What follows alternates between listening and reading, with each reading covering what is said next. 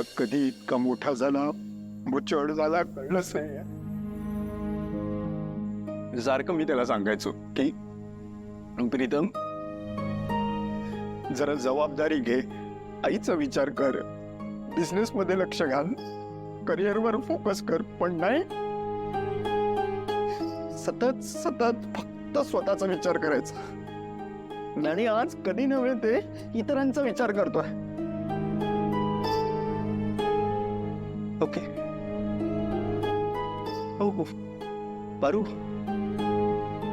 मला गॅरंटी आहे तो ना या दोन्ही घरात परत काही नवीन प्रॉब्लेम होऊ नये ना म्हणून स्वतःच्या प्रेमाचा त्याग करतोय.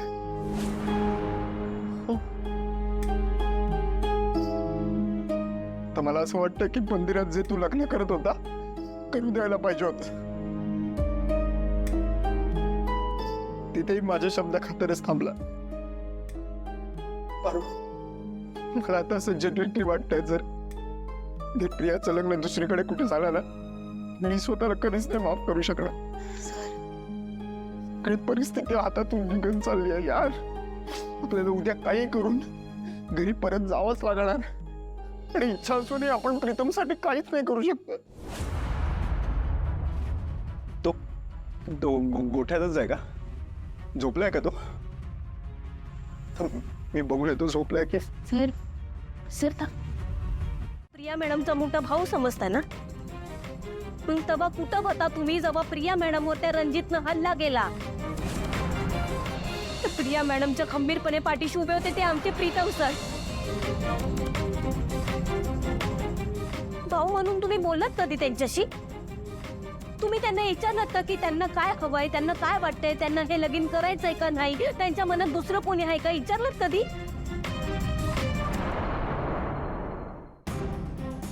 आई बिना वाढलेली पोर आहे ती. कधी आईची माया दाखवली त्यांच्यावर? प्रताप दादा, आमच्या जर का मनात आलं असतं ना तर सहजपणे आम्ही प्रिया मॅडमने इथनं घेऊन जाऊ शकलो असतो. त्या आमच्या सोबत आल्या सुद्धा असत्या, पण आम्ही तसं नाही केलं. तुमच्या घराण्याच्या इज्जतीसाठी आणि आबासाहेबांच्या शब्दासाठी प्रीतम सरांनी प्रिया मॅडम सोबतच्या लग्नाला नकार दिला. तुम्ही जाऊन विचारा तुमच्या बहिणीला की त्या हे लगीन करून खुश राहणार आहेत का नाही. विचारा.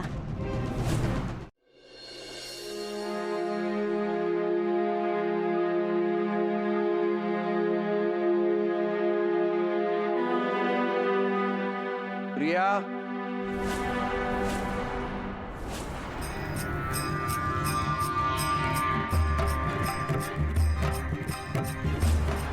एवढ्या रात्री चांगल्या घरातली एक मुलगी गुपचूप कोणालाही काहीही न सांगता बॅग भरून घरातून बाहेर चालली असेल तर त्याचा काय अर्थ समजायचा?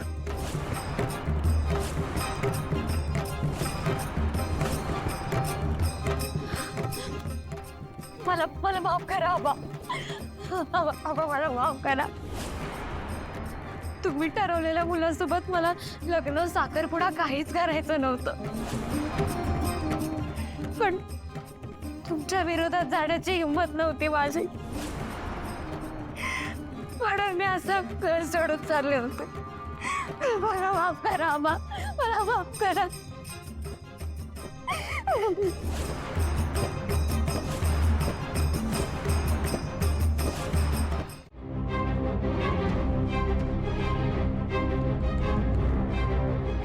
प्रिया, मला आता खूप वाईट स्वप्न पडलं. त्या स्वप्नामध्ये तू मला न सांगता हे घर सोडून चालली होतीस. प्रत्येक बापाच्या आयुष्याला ग्रहणासारखं वाटणारं हे स्वप्न. पण मग डोळे उघडले आणि लक्षात आलं की स्वप्नच होतं. असलं काहीच घडणार नाही आपल्या बाबतीत. मला खात्री आहे तू मला सोडून कधीच जाणार नाहीस. मी ठरवून दिलेल्या मुलासोबतच लग्न करशील.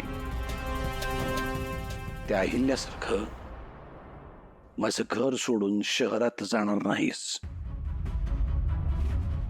तिनं मला फसवलं तशी तू तुझ्या आबांना कधीच फसवणार नाहीस. आणि जर असं झालं ना तर या खेपेला मात्र मी मरून जाईन. माझ्यासाठी माझ्या जीवापेक्षाही माझी प्रिया मला जास्त प्यारी आहे. मला कळत नाही मी असा विचार का करतोय. माझी प्रिया असं कधीच वागणार नाही. ती मला कधीच दुखावणार नाही. माझी मान कधीच खाली झुकू देणार नाही. आजपर्यंत तिनं कधीही तिच्या आबांचा शब्द खाली पडू दिला नाही. आणि या गोष्टीचा मला नेहमी अभिमानच वाटणार आहे. मला माफ कर पोरी. स्वप्नात का होईना पण मी तुझ्याबद्दल वाईट विचार केला. माफ कर मला.